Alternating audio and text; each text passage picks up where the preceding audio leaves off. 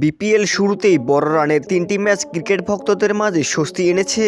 তবে চতুর্থ ম্যাচে তুলনামূলক এক ভিন্ন চরিত্রে দেখা মিলেছে এবং আগে ব্যাট করতে নেমে কোনোরকমভাবে 155 রান সংগ্রহ করে রংপুর রাইডার্স। তবে সেই রানকেও যথেষ্ট প্রমাণ করেছে তাদের বোলাররা এবং নাহিদ রানার গতির তোপে যেন সিলেট স্ট্রাইকার্সের ইনিংস 121 রানেই থেমে যায়।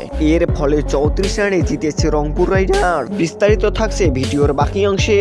টসে জিতে আগে ব্যাটিং করতে নেমে শুরুতে দ্রুত উইকেট হারালো অধিনায়ক সোহানের 41 এবং ইফতিখার আহমেদের 47 রানের ভর করে লড়াকু পুঁজি করে রংপুর রাইডার্স এবং শেষ দিকে 8 বলে 16 রানের ক্যামিও ইনিংস খেলেন শেখ মেহেদী।